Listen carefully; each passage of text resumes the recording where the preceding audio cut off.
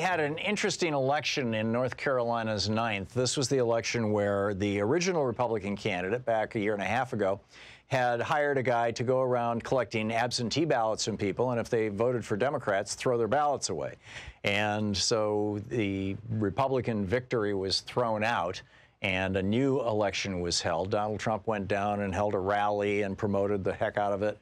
And a lot of us thought Dan McCready, the Democrat, might actually win, but instead Dan Bishop, the Republican, won, and I put that in quotes, by 4,000 votes. Into this fray steps our old buddy Greg Palast, the investigative journalist, author, filmmaker, his most recent The Best Democracy Money Can Buy, and which you can even see over on Amazon Prime and all that kind of stuff.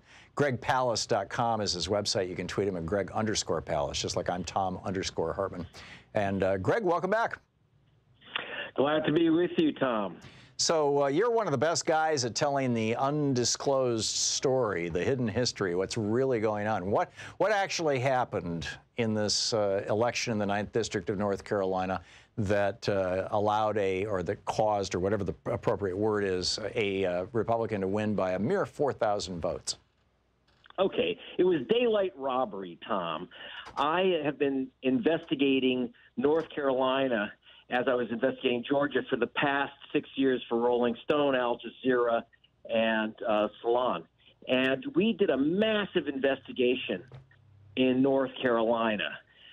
You have to understand that the 4,000 votes supposedly won by Dan Bishop is absolutely the result of massive Jim Crow racial vote suppression tactics.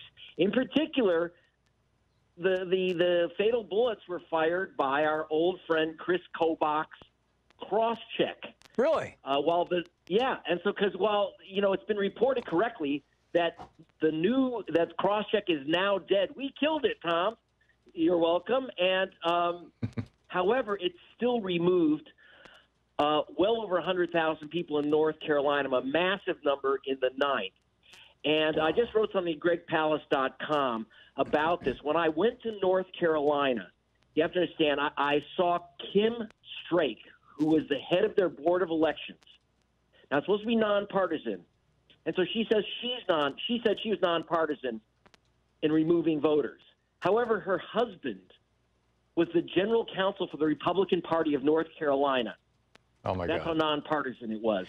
And she was the one who allowed the steal of the 9th congressional district in the first place by 900 votes by that illegal absentee vote harvesting. Right. So, Greg, if I could just pause you in mid rant here.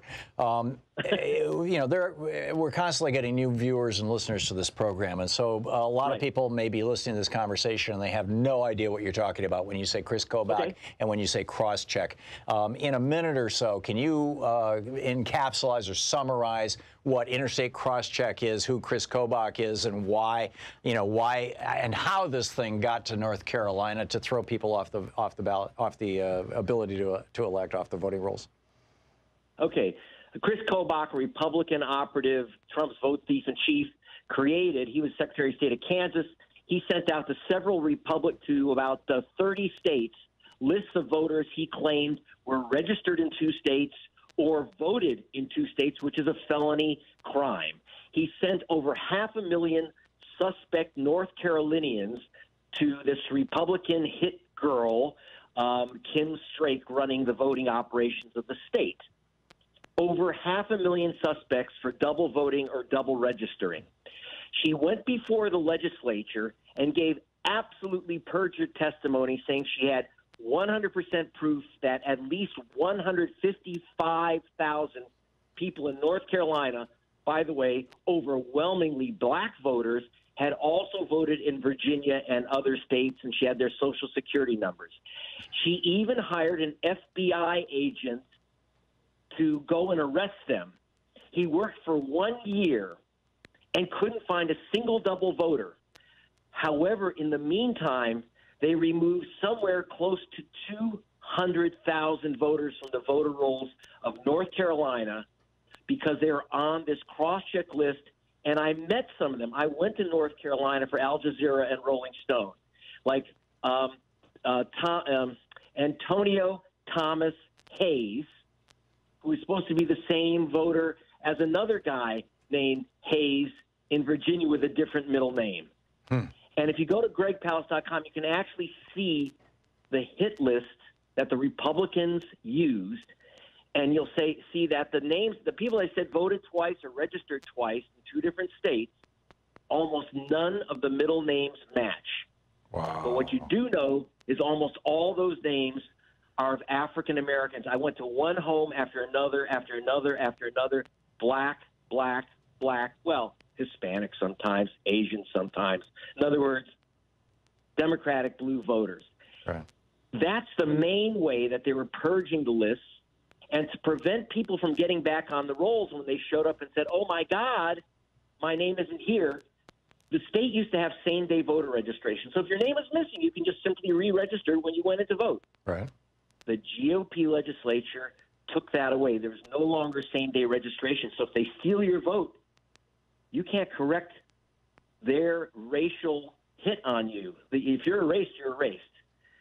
The other thing is Reverend William Barber, Common Cause, NAACP, and other groups have gone to court to try to fight a list of nasty Jim Crow tactics to cut the vote. And it way overwhelms the so-called 4,000 vote majority of Dan Bishop, which was, minimal. For example, they used to give high school graduates a registration form when they graduated. That's not allowed. Not only that, it's illegal to register a student on a high school campus or a college campus. In other words, they're treating it like selling crack cocaine, giving out a registration form. And they cut early voting. 70% of black people vote early in North Carolina, 70%. So they cut back the period of early voting. These are the games. These are just some of the games. It goes on and on. You should read their 60-page lawsuit or go to my website and at least see the summary of the information. I mean, it was such a racist raw steal. And yet, except for Stacey Abrams, you still don't have the Democratic Party leadership talking about elections being stolen by racial vote suppression.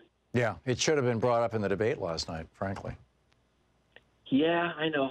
And one of the problems, the good news, by the way, I want to announce that Stacey Abrams has graciously hired my entire expert team to go into federal court in Georgia to make her explain her case about why the election was stolen from her, but also to stop future steals. I would love to see that from the North Carolina Democratic Party. Yeah. Yeah. Have you talked to anybody in North Carolina? Any well, not the Democratic. Yeah, I've talked to Democratic politicians. I actually talked to one Democratic politician. He said, oh, Kim Strake is a very straight shooter. She was great. She was fired because of the theft of the ninth a few months ago when she was caught red-handed doing nothing about it. But this is a Democrat saying that the wife of the chief counsel of the Republican Party is nonpartisan, didn't complain about the false testimony about crosscheck. So you just don't have, you have a strong Democratic Party. It's a purple state. And you now have a new Democratic Elections Board. But I don't see them taking any action to reverse the Jim Crow tactics.